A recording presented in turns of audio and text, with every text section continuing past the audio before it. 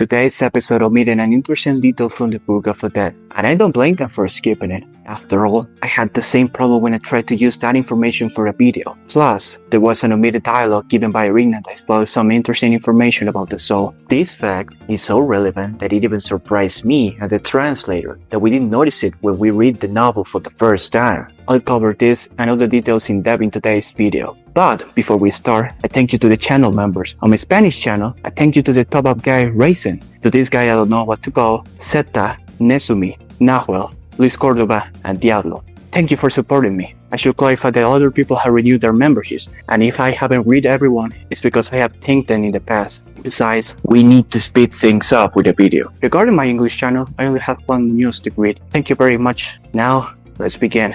We'll go to all the good content from episode 10 of ReZero's 4th season.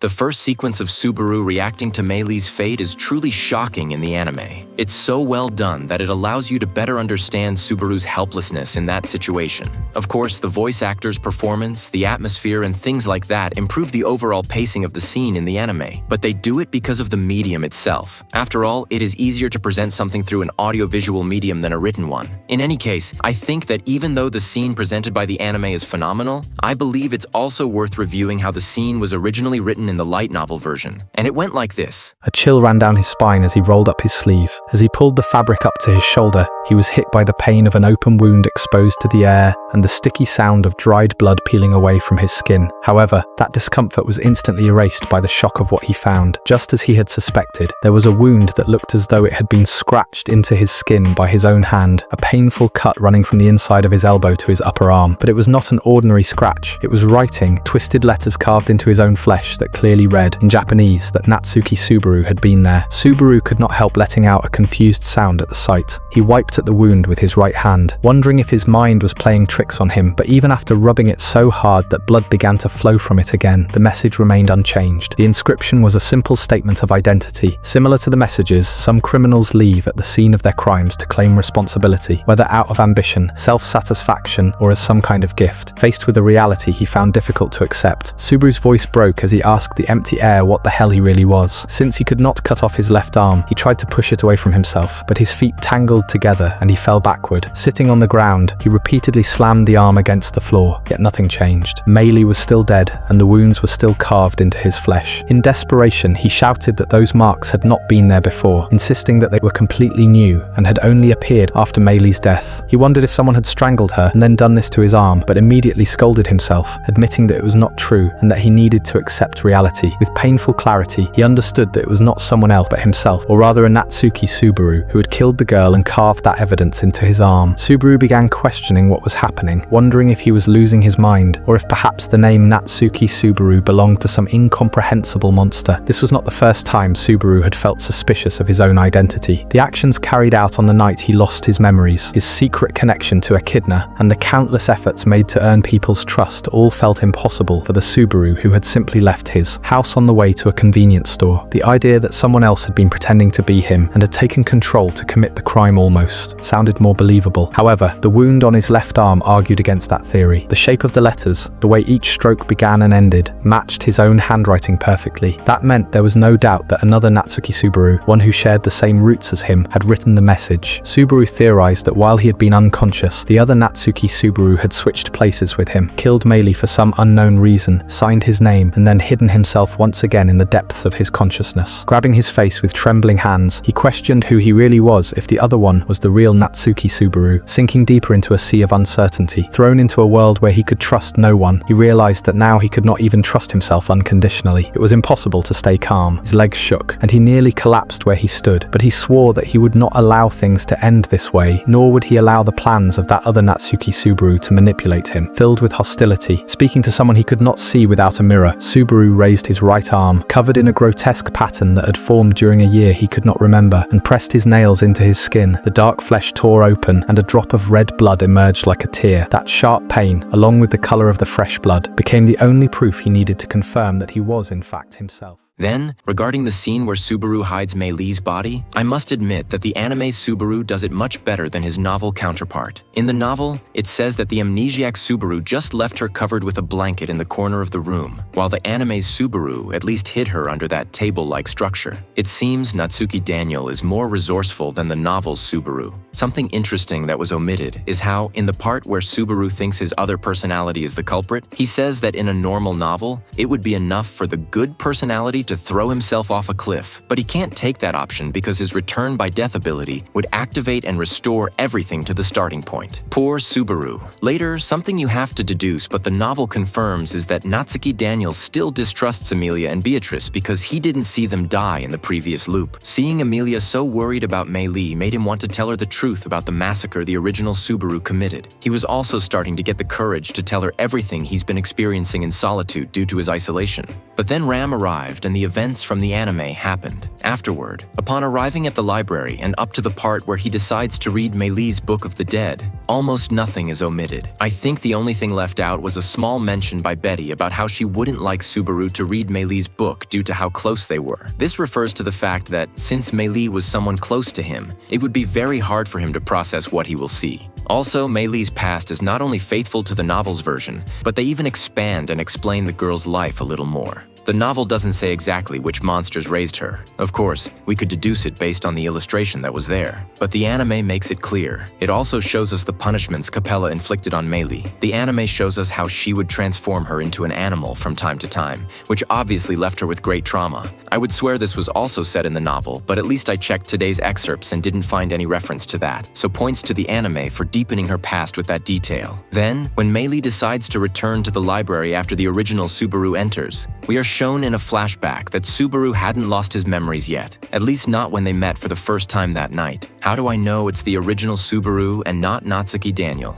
Simple. This Subaru spoke like the original. He only starts speaking strangely after Mei Li returns with the intention of killing him. Even though she walked while hiding her footsteps, the possessed Subaru still detected her and said those strange things. Something that continues to catch my attention, just like the first day I read this, is how Mei Li, as soon as the possessed Subaru speaks to her, seems to let go of the intense emotions she had that night. This seems to connect to the theory I have about Arc 6, which I invite you to watch in case you don't mind spoilers. Something I think shouldn't have been omitted were some extra lines the possessed Subaru had. It said that this Subaru, at the moment of killing Mei Li, told her to try better next time. Which is a bit strange because how can there be a next time for someone who already died? Unless, of course, the possessed Subaru knows that Natsuki Daniel is going to see the memories, and that's why he said that strange message. And that would be the end of Mei Li's memories. Oh, right, before I forget, there are two things I wanted to comment on regarding Mei Li's past. First, apparently Capella has a base of operations in Gustako, which you can sort of confirm after seeing the cold climate of the place. Also, another detail that was lost has to do with how the Book of the Dead works, which I mentioned at the beginning of the video. Now that I think about it better, it's a bit silly. But since we are in the Watchtower, I think it is necessary to understand every little clue the work leaves us about this place. In the novel, when Mei Li's life is narrated, for some reason, Elsa's name isn't readable. Instead, at the beginning, it only appears blocked out with the same symbols the work uses to talk about a victim of the Gluttony Archbishop. But curiously, her name unlocks as soon as Elsa dies in the story. It's a pity the anime couldn't show this in detail and that the novel doesn't explain why this peculiarity happened. Maybe this will surprise many, but there are many mysteries the Watchtower left us. Maybe one day I'll do a compilation of this. Anyway, it's good to see Elsa again. And if you're wondering why she looks younger than usual in the memory, it's because this happens years before the events of episode 1. Specifically, it happens after the events of Apocalypse Girls, the novel where Elsa meets Capella for the first time. A novel I am currently rereading and making a video narrating all the events that happened there, which, believe me, are interesting and help to better understand certain things about the work in retrospect. Later, Subaru wakes up and Anastasia tries to extract information from the observed memories. Unfortunately, the anime omitted some thoughts here that are interesting, and while they can be deduced, I'm putting them here so we can better see Natsuki Daniel's desperation. In an extremely dark place, deep within his own mind, Subaru's consciousness struggled inside an unfathomable chaos. Names and fragments of identities crowded together within him, merging into a whirlwind where he desperately tried to figure out who he was and who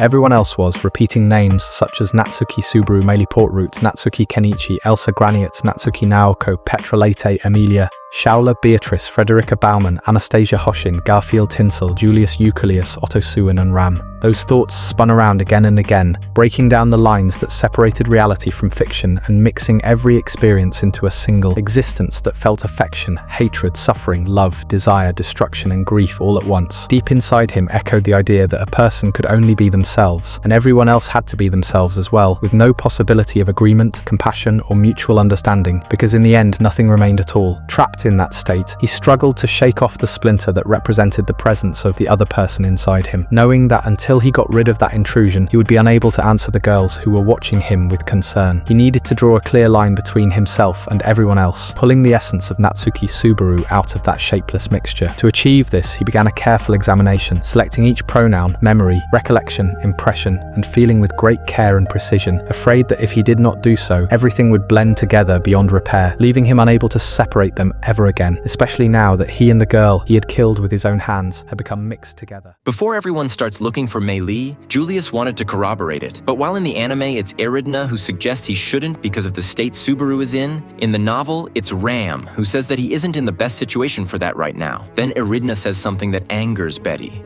She asks Subaru if he could read the book one more time, which obviously angers the girl who can't stand seeing Subaru so vulnerable. Later, when everyone goes looking for Mei Li, Subaru reflects on the use he can make of the books of the dead. While the anime makes it clear with the dialogue of the imaginary Mei Li, I think the thoughts and deductions he has in this part are more interesting in the novel. There was a limit to how well people could understand each other through words alone. No matter the relationship, it was impossible to know with complete certainty what existed in another person's heart. People hide things, even from the ones they love most. People lie, people keep secrets. Just like Natsuki Subaru loved and respected his parents, yet still kept secrets from them. Loving someone, trusting them from the bottom of your heart, entrusting your body to them, forming a bond with them. Even people connected through all those different kinds of relationships were no exception. No matter how strong the bond was, none of it changed that simple fact. No matter how much you wished for it, it was impossible to completely understand the whole of another person. No, it should have been impossible. Mei Li Portroot. By reading her Book of the Dead, Subaru had experienced her entire life in a condensed form. They were only small fragments, but he knew how she had lived, what she believed in, and the way she saw the world. There was no deception there, no secrets, no lies, only the genuine truth. How there had been someone she cared about deeply, how she lost her heart when she lost that pillar of support, how she struggled to understand what she truly felt about Subaru and the others who had taken that person away from her, how she had searched for a certain Book of the Dead in order to better understand her own feelings, even the shame and despair she felt when that confusion was discovered. This is the true purpose of this library. What Emilia, Beatrice, and everyone else inside the tower truly thought, the thing he desperately wanted to know, the reason why everyone trusted Natsuki Subaru. Were they allies or enemies? Who killed him? And who was an ally that should be allowed to live? Could they be loved or not? Could they be hated or not? The way to find the answer to all of those questions is inside the Books of the Dead, isn't it? After that, even though the anime takes us to the healing room, in the novel they don't actually reach the room because the moment Betty heals him happens in the library itself. There is a very beautiful and sad detail here, one that you have surely heard too much about elsewhere. But if not, I'll tell you now. When Betty sees the scratches Mei Li left on Subaru, she doesn't associate them with the murder, but mistakenly associates them with something that happened in the past. While the amnesiac Subaru sees Betty healing him, he realizes that in the past, Natsuki Subaru used to harm himself with scratches, and it was Betty who was in charge of healing him. This is the only canon thing there is. Later, the fandom assumed that Subaru, as a product of the traumas of his deaths, unconsciously harms himself as a way of dealing with the situation, and it's Betty who heals him without saying anything. I remember that it was for that reason that this fan art you see on screen became popular. And while I am aware that I said the fandom assumed a part, exactly the part where Subaru self-harms to deal with the traumas. Personally, I think the assumption is correct. Before continuing, another thing worth mentioning is that it is in this context of doubt and anxiety that the author took the opportunity to create an alternate story where Subaru decides to recover his memories through the Books of the Dead. The Gluttony Route alternate story tells us how a version of Subaru took this path and ends up reading the Book of the Dead of his companions. I don't remember if it is clarified that he killed all his friends, or if he let circumstances do it instead of him, because that's something I read many years ago. Anyway, it's something I plan to cover in the future, but it will be after the Elsa and EX1 video. After that, in the last group chat, the one in the dining hall where they talk about how they should postpone the search for Mei Li to continue with the tower conquest, some dialogues were omitted of Julius trying to explain the true meaning of Eridna's direct proposal to postpone the search for Mei Li. only complimentary things were omitted, but I think the most interesting thing that was left out, which will serve to understand events after the 4th season, and which is also what I said at the beginning about the importance of the soul, is a line where they talk about how the vessel adapts to the soul that inhabits the body. You see, all the bodies Patelju's possessed eventually had that greenish appearance, and that's because the body he possessed adapted to his soul. That's why Aridna repeats the bit about the soul adapting to the body, to say that if they don't hurry to bring Anastasia back, her body would undergo changes. The novel doesn't clarify what she would change into, but if we remember, Echidna is described as a fox. Could it be that if Anna didn't return to her body, she would end up turning into a vixen? I know that sounded dirty, but I didn't mean it that way. Please don't tell the furry artists about this. But getting back to the topic, this warning is what helps everyone agree to postpone the Mei Li matter. After that,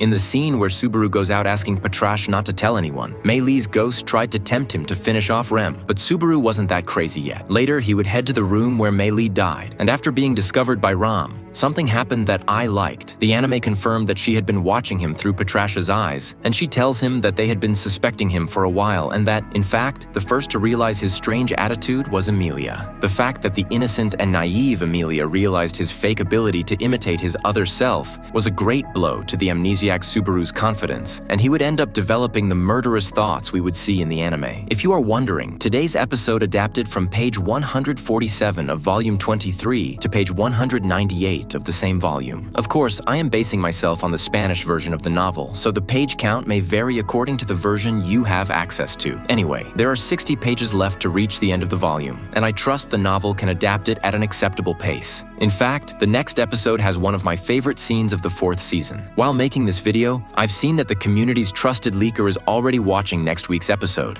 I have some ideas of where they are watching it, but it seems I'm not yet important enough in the fandom to have the same connections. We'll see if I manage to forge important connections by the 5th season. But that would be it regarding the cut content of today's episode. In general, I like the episode quite a lot, and it has already made me think that I should start preparing the topic for my video analyzing the 4th season. The last one I did of this type did very well on my Spanish channel. Unfortunately, it didn't do well for the English version, but I still enjoy making those types of videos, and I hope to soon make one that is on the same level or even much better than the last one. But let's move on now to the author's tweets. First, the author comments on how the moment Natsuki Daniels speaks with Emilia for the first time in today's episode is the moment Emilia realizes in retrospect that Subaru was acting strangely, and that, as I mentioned, would lead her to report it to the others later. Second, it seems the author made sure to consistently give Natsuki Daniel confused attitudes to ensure he unconsciously shows his guilt. Third, the author highlights how the Elsa that appears in Mei Li's flashback isn't the same age as the Elsa Subaru met, and that's because, as I said at the time, it's a younger Elsa, but one after the events of Apocalypse Girl, a novel that, as I said, I am narrating and will soon be uploaded to the channel. Remember that channel members will see it first. Fourth, the author talks about the risks of someone without much mental fortitude exposing themselves to the Book of the Dead. It's no wonder the Subaru from the alternate gluttony route ended up really damaged as a result of reading so many books to recover his memories. Fifth, it seems that when the guys were looking for Mei Li at the beginning, they considered that she died because she tried to escape the tower, but eventually they realized other irregularities, like Subaru's attitude, and they also had to convince Emilia.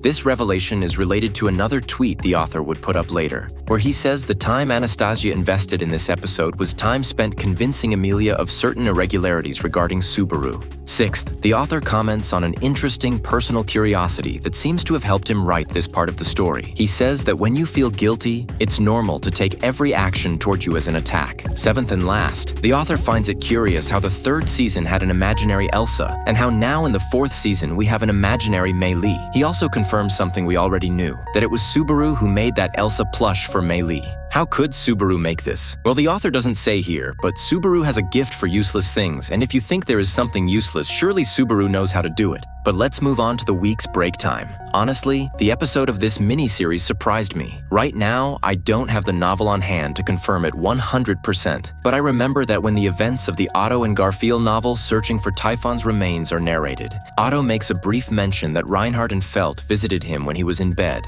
I say it surprises me because the norm is that the break time gives us a small glimpse of the things that happen in the novels, but here it was the other way around. It's the break time that expands on things the novel didn't delve into, and and I hope this peculiarity continues. If you are wondering what these three characters talked about, well, nothing interesting per se. Just Felt and Reinhard told Otto that they felt indebted to him for intervening when Heinkel took the candidate hostage, and they stressed that this was a personal debt they would have with the merchant. I don't want to be suspicious, but now that the author took advantage of the break time airing to add this detail, could it be that he intends to use it in Arc 10? The current arc of the novel? Right now in the novel, very interesting things are happening, and I see it likely that this potential favor plays a role in the current conflicts of the story. But that is something we don't know yet. And that would be all for today. Thank you for following me and watching this. I know that since the web novel went on hiatus, I haven't uploaded much, and it's not because I'm being lazy. It's because I'm preparing a big video that I'm sure will surprise more than one person. But you'll have details soon. See you later.